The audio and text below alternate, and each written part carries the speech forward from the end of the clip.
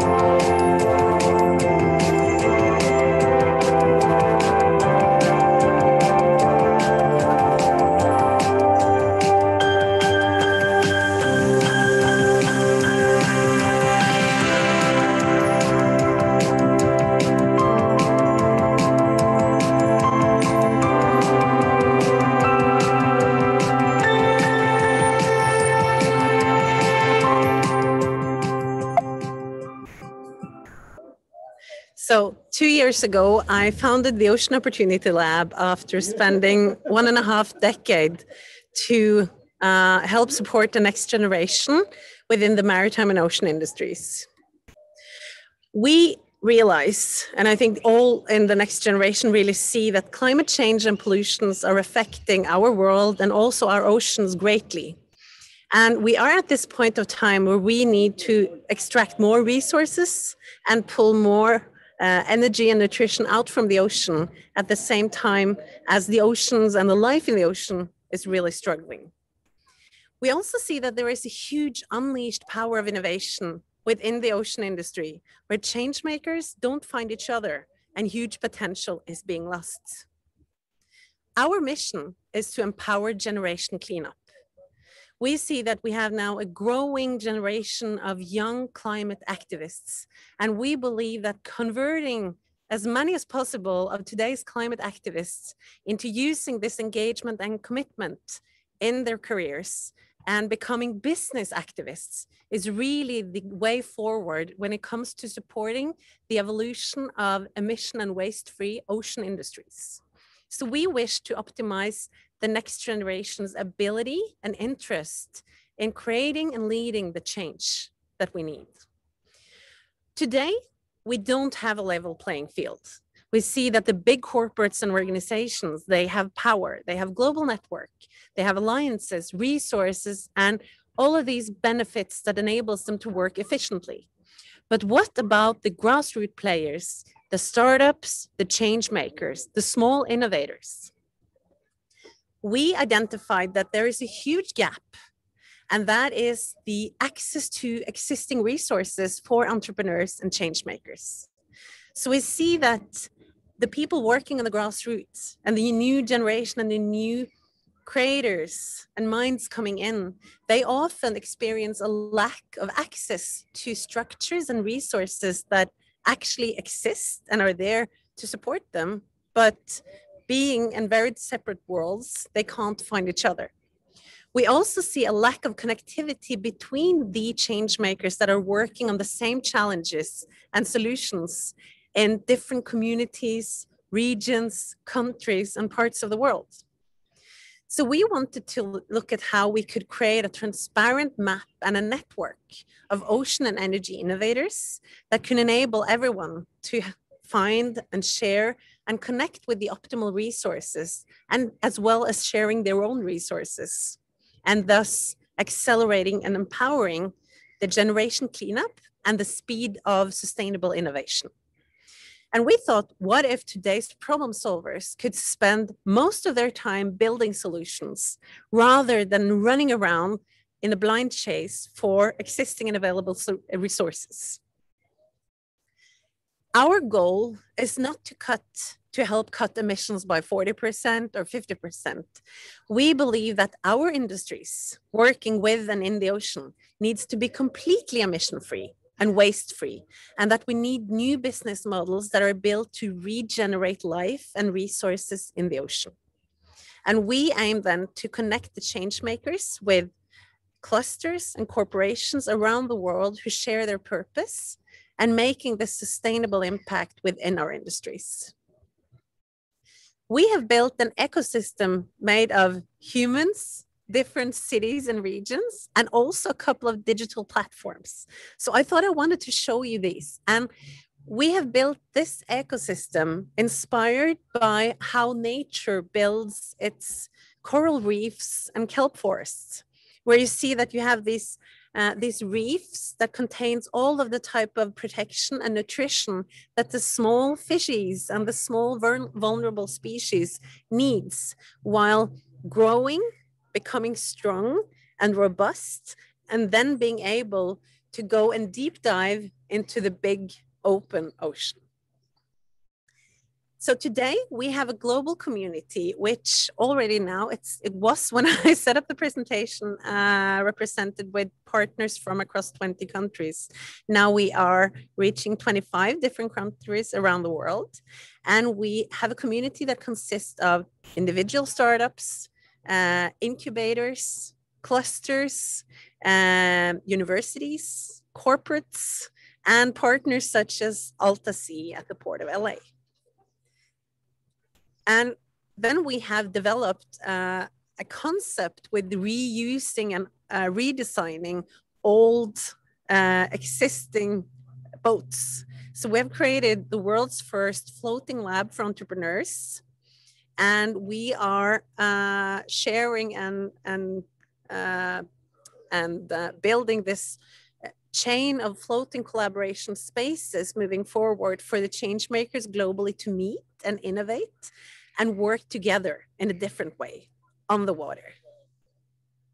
Then we have our aquarium, which is a year-round event and expo site for and by the entrepreneurs. And then we have the Spawn, which you are going to see a little bit more about. This is what we can compare with a Tinder for change makers. It is a matchmaking and opportunity creation platform built on a tech for good and paid forward mentality. And it's also containing the world's first interactive global map of innovators and entrepreneurs across the ocean and energy sectors. And in the platform, actors can find collaboration projects that are seeking partners and resources, science waiting to apply to entrepreneurial partners, unresolved problems from the industry with an industry actor or a pilot customer as the problem owner, and various types of competence and opportunities globally. We have also worked a lot with various universities. So we have prototyped a model for connecting students to highly innovative green companies so that students and youth can make sure that they write theses and connect practically with some of the leading innovators in this space, enabling the students to gain more relevant competence, which very often is even so fresh that it's not even in the curriculum, and which represents areas that the industry really needs the young generation to obtain more competence and insights about. And this is a model that we will be rolling out more and more globally over the next year with a handful of universities on board already. And then we have looked at various matchmaking needs, working with young people, with entrepreneurs, with the universities, and with industry. And I will show you a short video about how we approach this and what we are releasing this current period. I don't know where we might be. I don't know, we'll have to see. All I know is no matter where we are, I belong with you. Be the harbor to my boat, together we can make this float. Let's figure out our buoyancy, keep the storm outside us and leave right here now.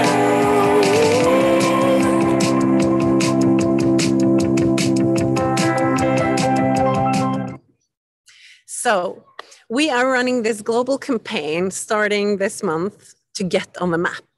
And we are now calling all ocean and energy startups.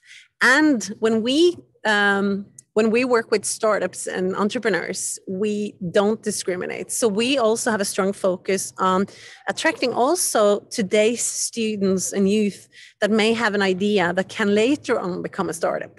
And then we will make sure to facilitate the resource needs also for these coming change makers and entrepreneurs.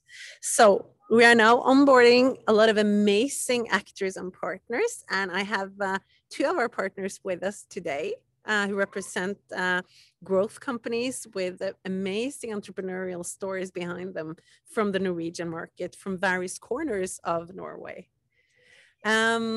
If you're interested to check out more, you can get in touch with our partners in ECOsubsea, and you can also visit toolspawn.com to join us. So we welcome everyone on board to join our mission on empowering generation cleanup and creating the future that we want to see. So with this, I will give the word over to Tor Østervold from ECOsubsea, who I've known for many, many years and who has an amazing story behind him. And I really hope that he will feel some inspiration. So welcome, Tor. Thank you very much, Birgit. And not the least, thank you, Altasi, and for the good presentation you just saw. I'm a proud member of the tool ecosystem, and I've seen how Birgit is actually taking these visions from an idea to practice. And it really is inspiring. So I hope that everybody is listening in, is checking out the websites and are preparing to get inspired, basically. Thank you very much for the intro as well, Birgit. I have some slides that I will just share with you and tell a little bit, like you mentioned, our story when it comes to the ocean and what impact we could do. For us, it started 13 years ago. It was me and my brother. We are brought up in an island in the North Sea, basically outside of Norway. And we have been living on fisheries, our families in generation. We participated in an innovation project where they were building robotic drones underwater to clean aquaculture nets. And we found this very fascinating.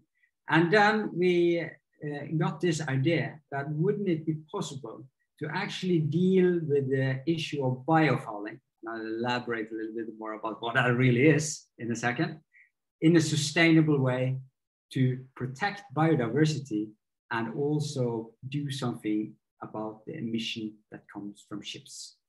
And basically, biofouling, what is the problem really? Well, it is that just hours after you put a floating boat or something on the ocean, grass and stuff start growing underneath the hull on ships and floating structures. Current practice today is that you deal with this problem by having divers that is down underneath these structures and brush off all the grass and barnacles and stuff that fixes to it. This has some challenges. It is a safety concerns because the divers can be trapped underneath boats. It is an economic problem because typically this grass that builds up underneath everything from a canoe to a large ship increases the drag with typically more than 10%. So therefore, ship owners who own these assets that are floating have to pay a 10% price on fuel to drive around with it. And it is a massive environmental problem.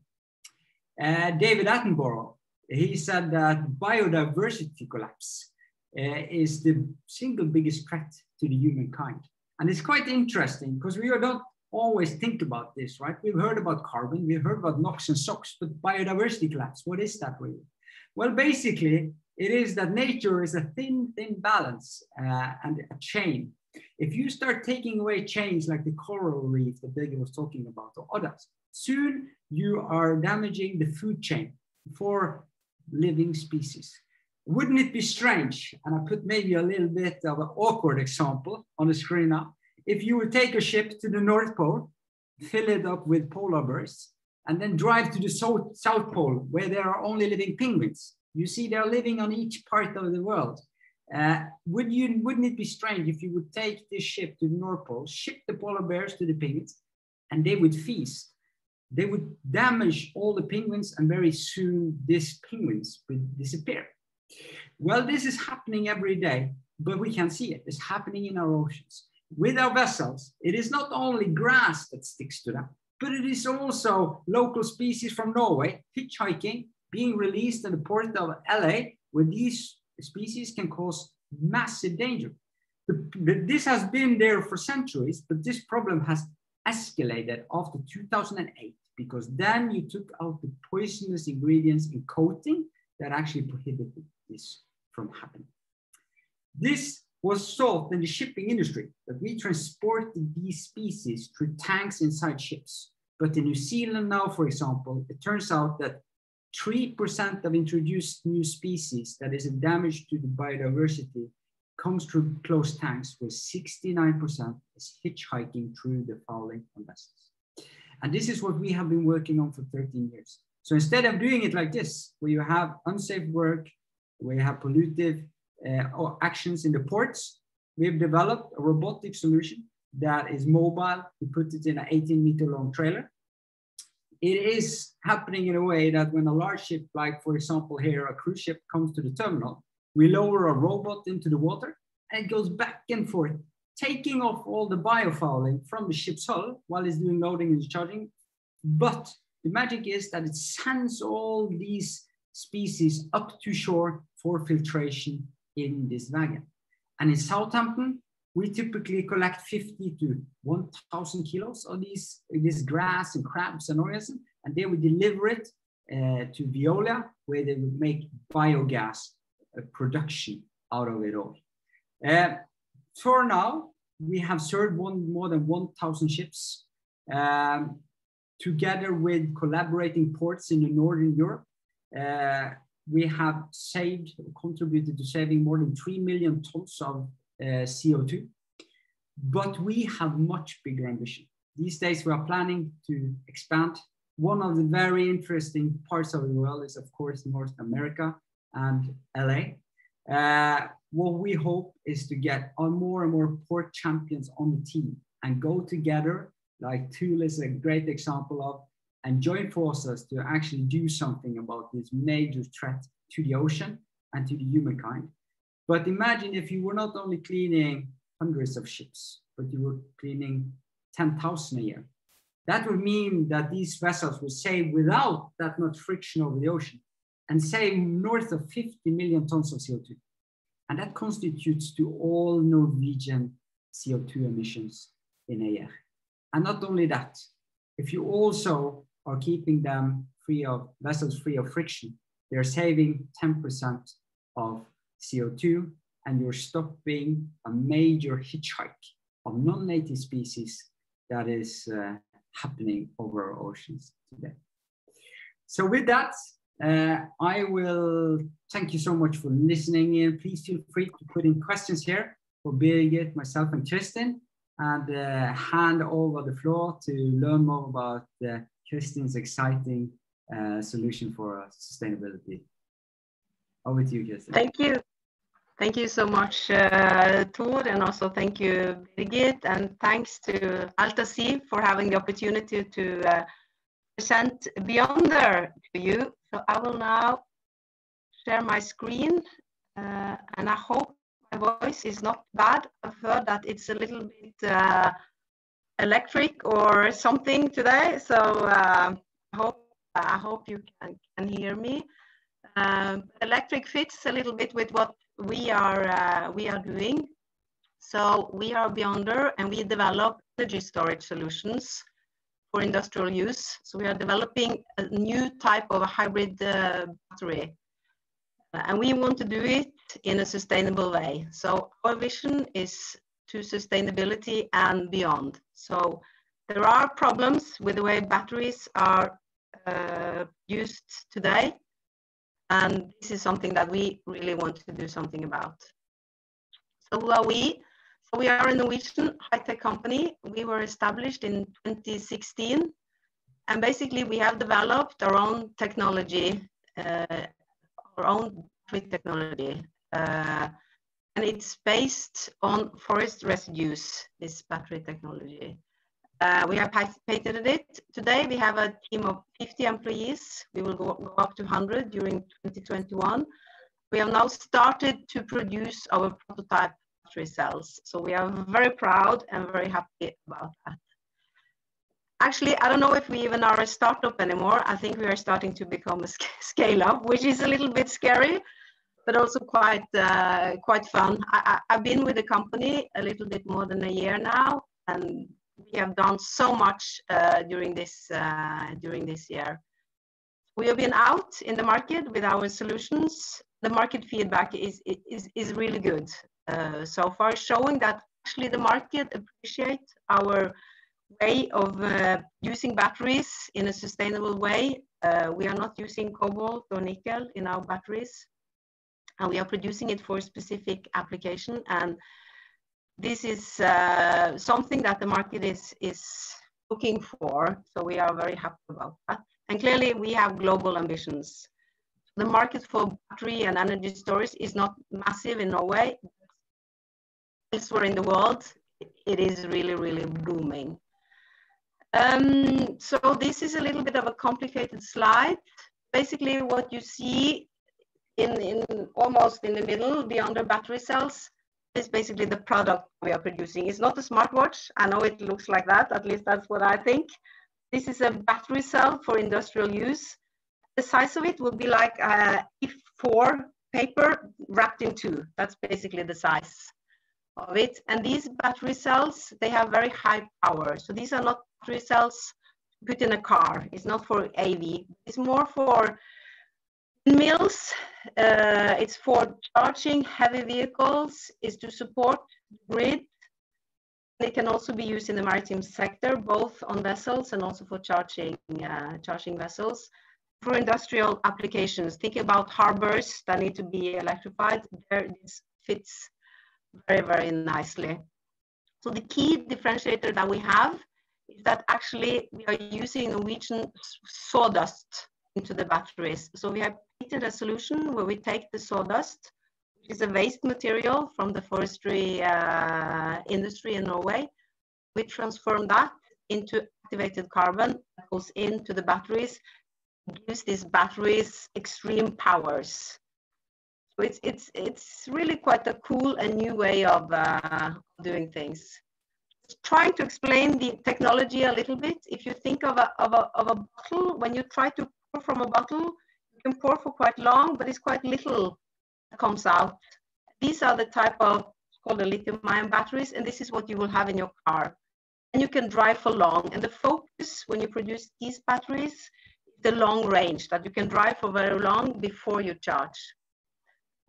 On our side, we have developed what is a hybrid between this lithium-ion battery and it's called a supercapacitor. So that's a lithium-ion capacitor. I know these words are a little bit weird, but it's a technical term of it. Here you can think of a glass. You pull water from a glass, a lot will come instantly out. So that's what we have. You will have a lot of power instant, but for a shorter time. What's good with us is that it can be recharged. We just recharge the batteries in 2 minutes. It's recharged again. And the lifetime is also much longer than what you would have in a lithium-ion battery. The value proposition that we have, so we basically have this very high power. We can fit in application where you need power for the grid, for heavy vehicles, for charging a lot of boats or a lot of buses at the same time. We are sustainable. We have actually higher safety as well. We have a long lifetime, which is good also from a sustainability perspective. Charge really quick, for less than 2 minutes. Also, we have less energy waste in our production. So looking at global trends, and I guess this is something that we all are quite aware of, that the global energy mix is changing dramatically if you look at an analysis going forward. This is what is predicted. Basically, you will have a lot more solar and wind coming into the energy mix. This is changing really the way we produce electricity. So you have much more unstable electricity power coming in, energy coming in. The grid that we have around the world is not really designed for this. So it leads to blackouts. In addition, you want to electrify everywhere, basically the full industry. You want to electrify harbors, construction sites, trucks, boats, big vessels. This is creating problems. You can reinforce the grid, but that is extremely costly. And in addition, that can be done is to have more energy storage. So we see that there is a huge demand for energy storage. And here you see something where you see the exponential trend of the demand for energy storage. And we see that here, Beyonder will fit quite perfectly in with our solution. So timing for us, scaling up should be quite good. So these are our segments. I think I've said most of it. So grids, renewable, charging infrastructure, transportation, also maritime is basically what we are focusing on. So why sustainability? Said it, it's extremely important for us. So basically what we do, raw materials, we focus really on having sustainable raw materials into our production. We use this our own patented solution for this super active carbon. Also more and more use silicon to the batteries, which also is a sustainable raw material. We're also trying to get materials that are shorter, that we don't have to transport it from very far away. So everyone that wants to develop products close by, that we are very happy about. Then also on the production, we have a lot of things we do to get production more sustainable, lose less energy, lose less harmful ingredients into the production, but that reducing our footprint and making it more sustainable. Distribution, use and maintenance, also something we focus on. And clearly when we have a long lifetime, it also means that you don't need to change the batteries so often. So here, trying to put a bit of numbers into it. So LIB, it's the conventional lithium-ion batteries, and this is for the life cycle of the batteries. There's a lot of gain that we have a longer lifetime, but clearly also the way we produce, we have quite an advantage compared to other lithium-ion batteries. And here again, you see no nickel, no cobalt. So that also, we are quite proud of that as well. Producing our cells now, that's also a milestone. We started now in April, so we are very, very proud about that. That's the first battery cell production that is in Norway. 50 employees, increasing a lot, going to have a full-scale plant. We are working on that, should be in operation in beginning of 24, and we are also expanding to pilot production. So focus now is really to use our batteries into pilots to prove the technology. We have a lot of pilot projects ongoing. We are looking for more products, areas to test, because that's extremely important when you have your own developed technology, that you actually can test it and verify that the technology is working in all the segments and in all the applications that you really want to go for. And, so there you go. If you have know someone who is interested in a high power battery, well, we are there. You can try something different. That's us. Faster, better, safer. Yonder. Thank you. Great. Well, thank you so much. That was awesome. All of your presentations were great. And I forgot to mention at the top of the hour, to kind of kick the question and answer session off, you are all three in different parts of Norway, and ECOsubsea is in Los Angeles.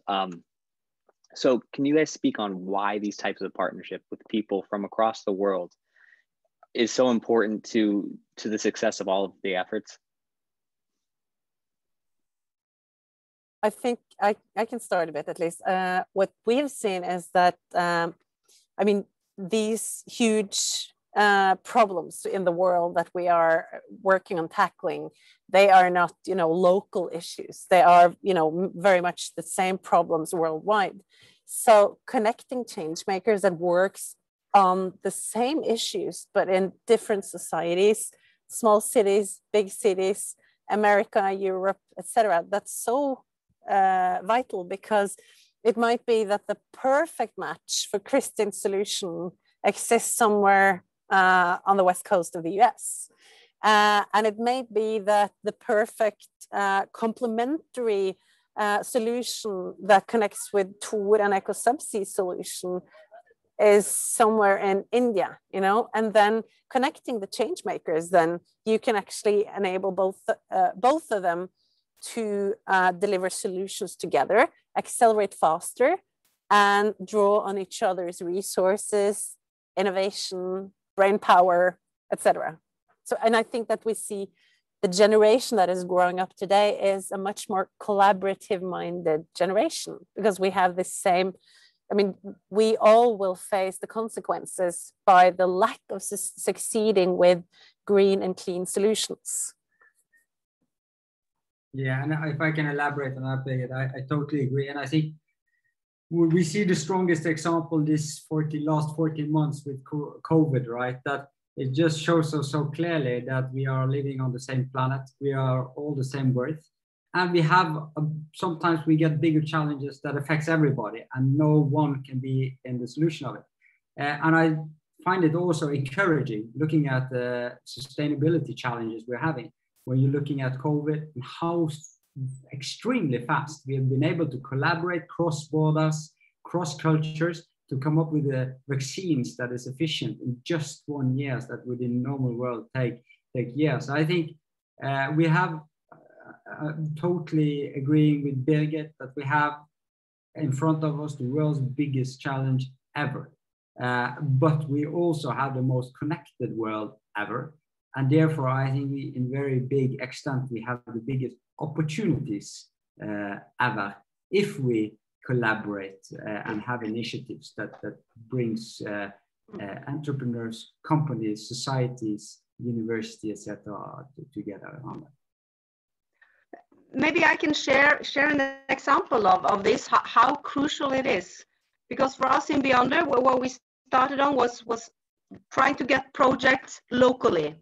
And it turned out to be very, very difficult because to actually take the risk of a new technology, that was quite tough for many. So we were struggling a little bit. We were able to get some project that was supported by the state, you know, you can apply for, but to get some commercial project, that was difficult. They all wanted to wait, well, come back when it's proven, come back when you are in full scale, sort of thing. We like the idea, but so basically our first commercial pilot is in India.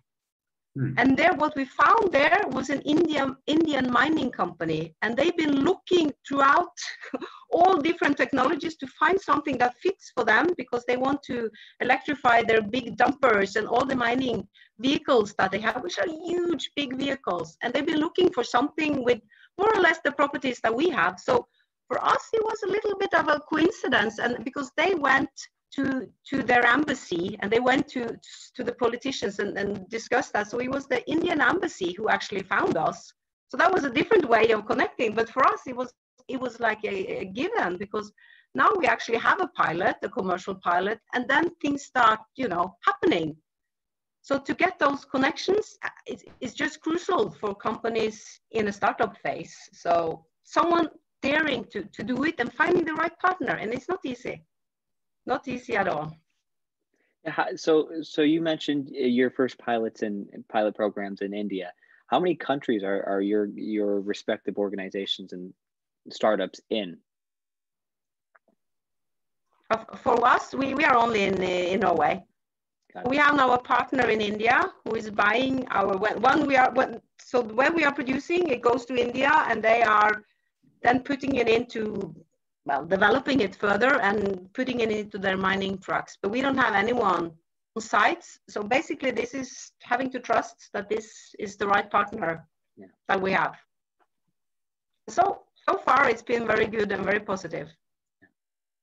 Yeah, and to your question, we started off from Norway and have now 2 of these mobile units. So we're covering pretty much south of UK and Northern Europe countries of Belgium and the Netherlands, and also the Scandinavian countries from Norway to Copenhagen. And we are right these days then seeing much the same as what Birgit and Christian is seeing, that, well, it is important now to collaborate and scale is important. So we're planning now the global rollout where the impacts can be much bigger. Over to you, Birgit.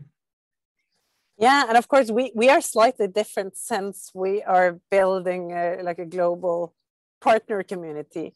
So I mean, our partners, they span from Sydney, Australia, Hong Kong, Singapore, Mumbai, various sites in the Middle East, North America, and many different countries across the European region. So I mean, that's quite it's quite expansive, and I think that I would expect that we connect towards 50 various countries by the end of this year. That's amazing. 50, geez. So Kristen kind of touched on it. What are some of the biggest challenges you guys have faced in this, from just starting it to finding the right partners to, you know, just the typical challenge of a business? Is it different than when you're fighting for sustainability in a increasingly polluted world, I guess? Yeah, I can maybe start on that one. I think my professor in Plymouth visualized this very well when we finished taking a master in international shipping and was studying on the master thesis, right? And I had this idea about cleaning a ship in a sustainable manner, working together with Maersk, and it was a new technology. And he said, I love that it is innovation, Tor, and I love that Maersk is involved, but he said, but don't bother about the sustainability element. You can do this without collecting the waste. And I think that's extremely interesting to see. It's 13 years since we started, and see how, in a way, that back then was just a wording or a hashtag that was used very seldom, to now being something that we act upon, to see that that is in line together with safety, and often even higher, because it deals with our being able to be on Earth. So I think we've seen a big transition there, but I think as well, like Kristen said, that there's been a lot of challenges, and I think that's the entrepreneurial travel, that you see you see the most beautiful sunlights, and then you see the darkest hours, and very often the shift quite narrow. And that compares to collaborational partners and finding the right business partner, customers that actually will dare to go with you before, when you just have a painting, you have no physical technology to show them. That was my sense. Birgit? Yeah, and I would like to add, and I think I've been in the same journey as Tor. We met each other when we were both much younger. And I remember starting organizing environmental seminars for the young generation in the maritime sector. I remember back in 2008, most people were laughing. They were like, "Oh yeah, so you go around with this green wishy-washy thing, but you know, us, we have to do business, and that's something completely else." You know, so I think there has been now a huge shift in the mentality of our industries and individuals and corporates, that this is actually if you're going to build business and prosperity and build something for the future, where you want to have something that is robust and can make money on the long run, it has to also be solutions that deliver on the societies and the world's undersold problems. But then I think what I've seen a lot, and I've been working, I think I've been sitting across all the different seats that is connected to a startup journey over the years. I think one of the biggest issues is that, you know, as I mentioned in my presentation, there are so many that wants to work with startups, and there are so many existing resources out there, but normally the big corporates and you know where the resources are found and where the market needs are, they live in completely different worlds or different bubbles than where the startups and the entrepreneurs and the young generation is.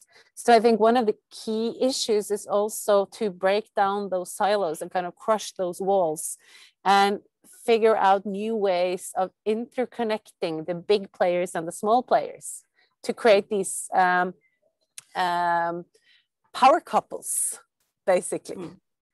So I would say that kind of building those bridges, that's probably, as I see it, one of the most critical and most important issues to improve. I can just add on that a bit. So clearly for us, we are spending a lot of money now. So we have a burn rate, which is quite significant, and of course, no income.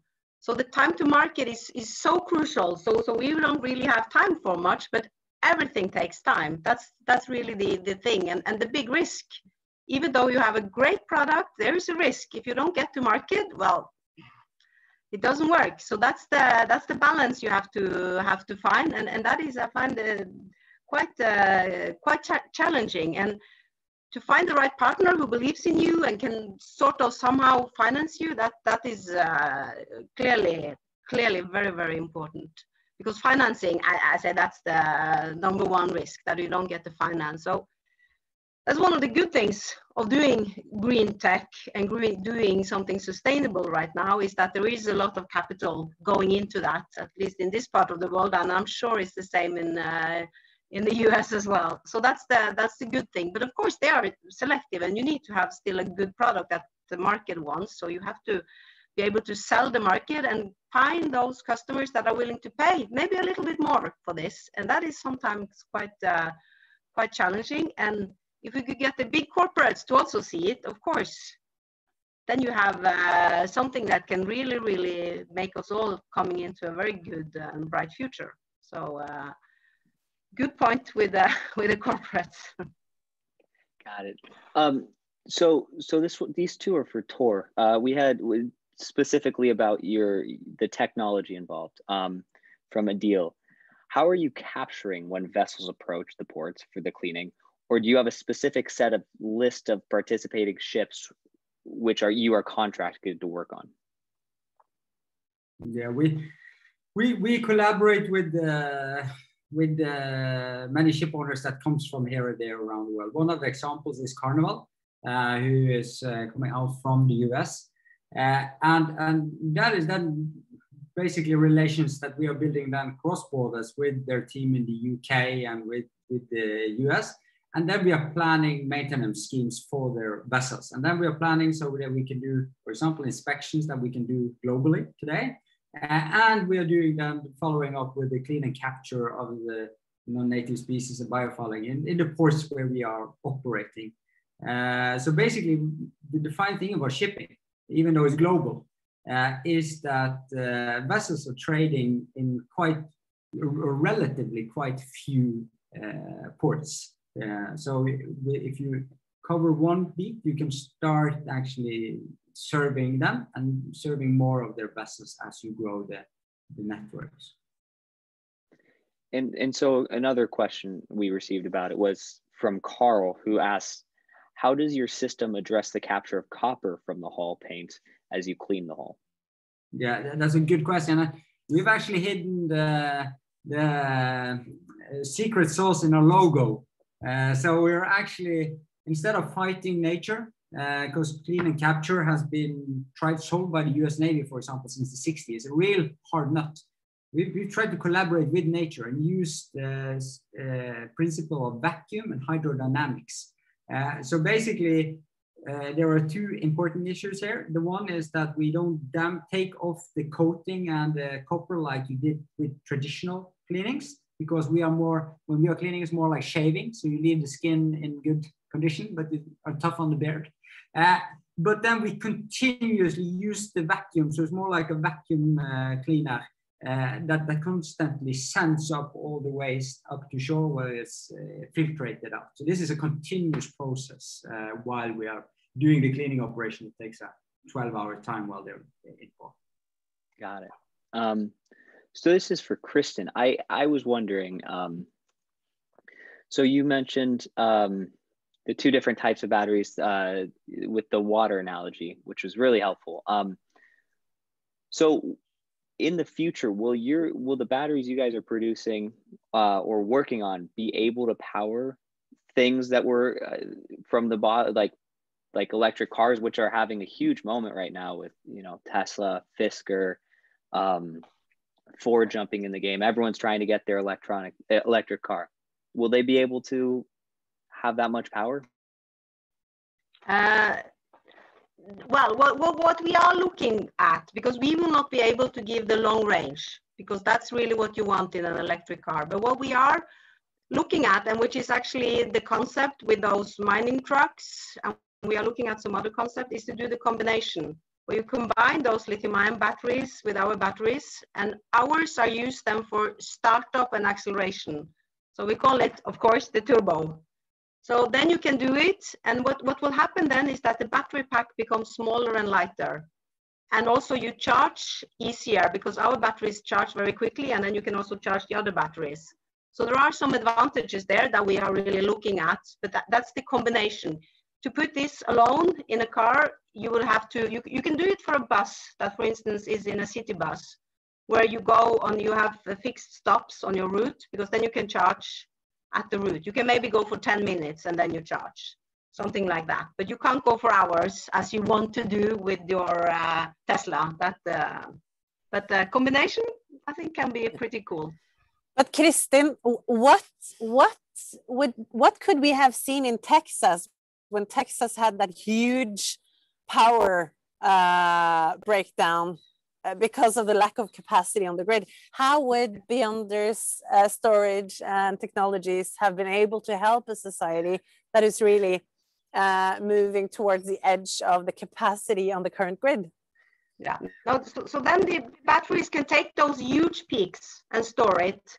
And I think the good thing is to combine it with another one that can store it for a long time. But really to take the big peaks, these are very powerful batteries, and that's what we see. We are really a very good match to take big peaks that comes when there are things happening. So then you would smoothen out the profile in the grid and avoid shortfalls. That's basically what you can do. So there will be huge demand for energy storage in all different ways, and including our batteries that can be very helpful for those big peaks, both in on the demand side and on the supply side. So you can put it on both sides. Awesome.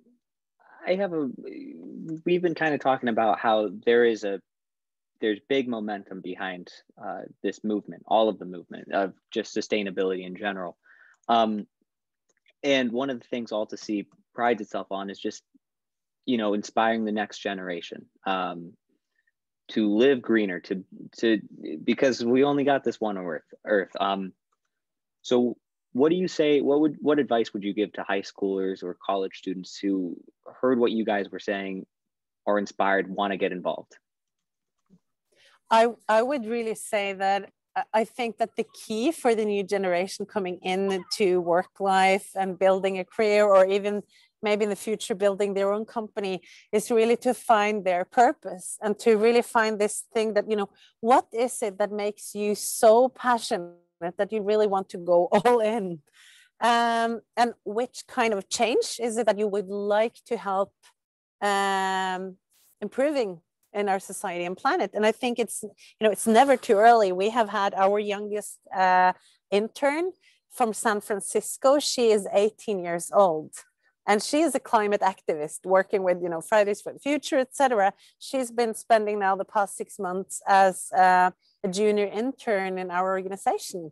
And I think connecting your social and environmental passion from a very young age, diving into, which kind of companies are working with resolving these issues, whether it's something related to species in the ocean, or whether it's something that relates with the quality of life and the balance in the habitats in the cities, or, it can be so many things. There are so many work opportunities and really exciting problem-solving work to be done now. So I think it's also the most interesting period in our history, probably, for young people in their educational years who are going to move into building their future career.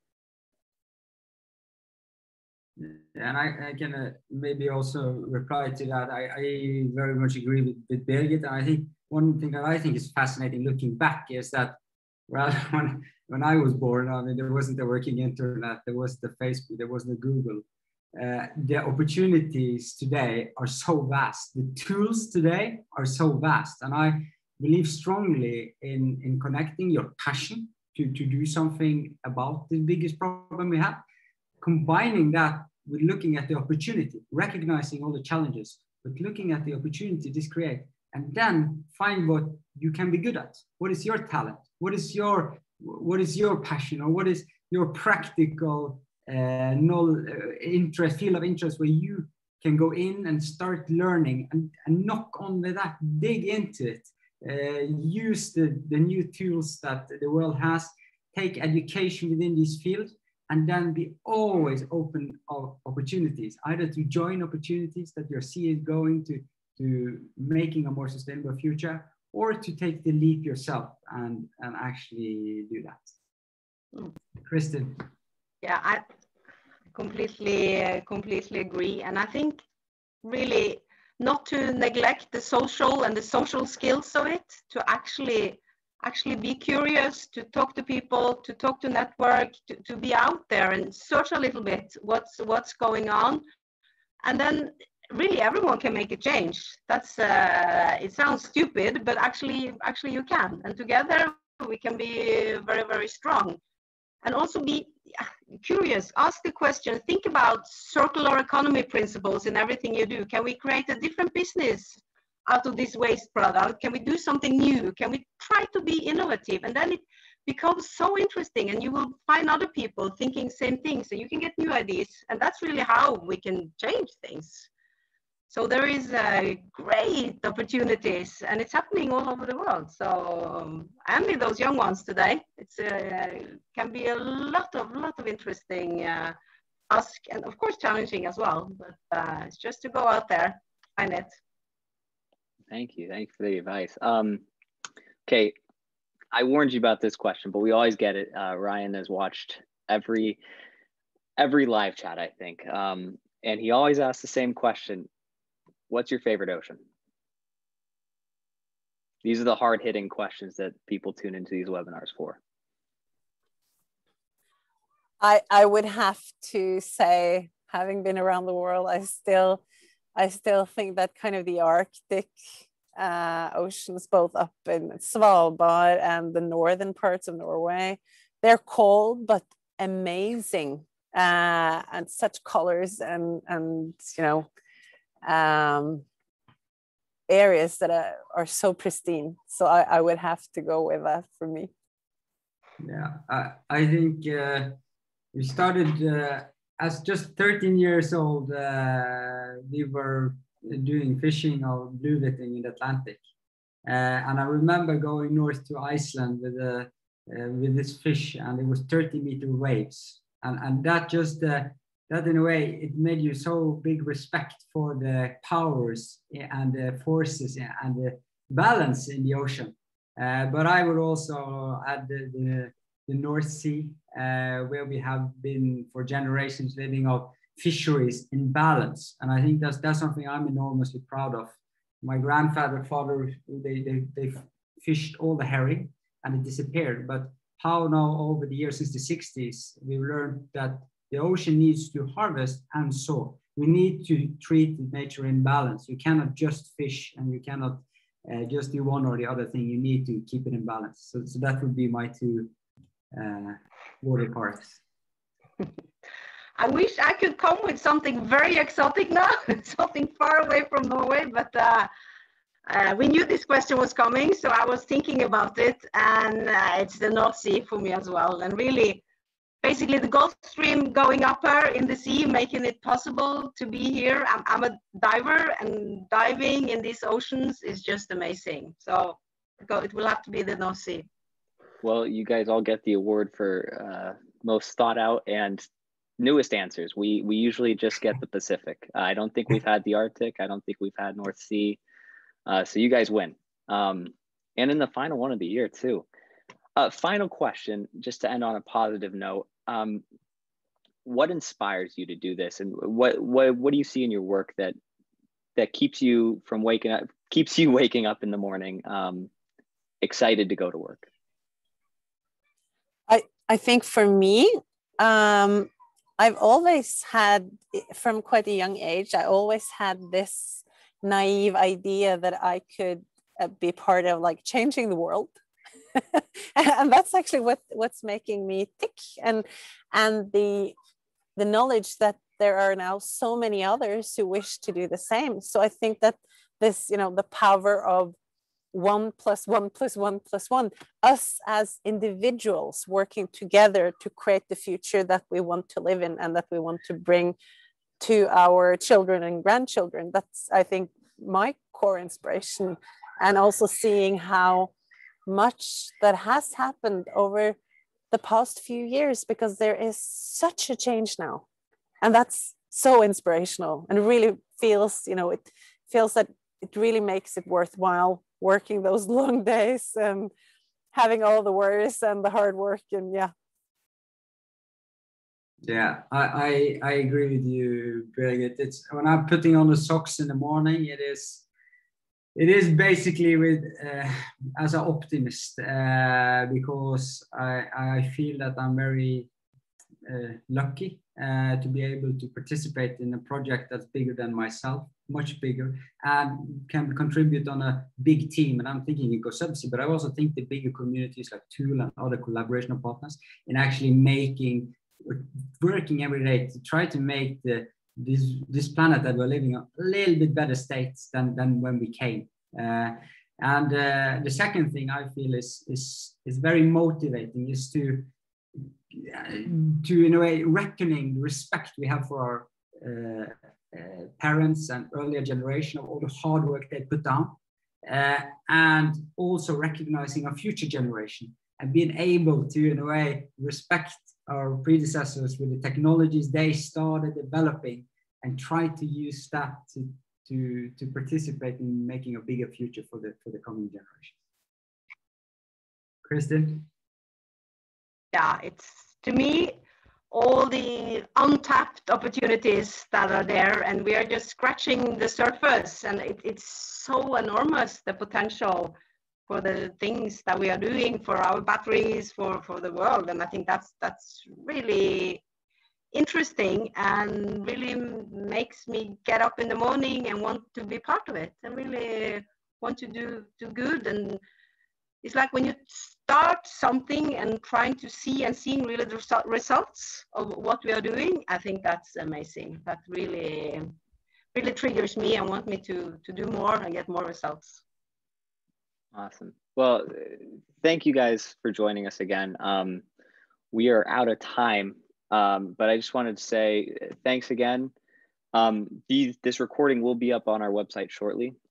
And then our last webinar, so this was our last live chat, our last webinar, Aquaculture in California, featuring 3 leading scientists from California Sea Grant, will be on June 29th at 4 p.m. And it'll be up on our website, altasea-project-blue.org. You'll find registration there. But again, thank you all for joining us. Thanks for everyone who tuned in and week out. Really appreciate you. And thank you all. I know it's late where you guys are. You guys are in Norway. Thanks for joining us. Awesome conversation, and we really appreciate it. Thank you so much too. Thank you. All right. Thank you. Have a good weekend, everyone. Great. Bye now. Enjoy. Bye.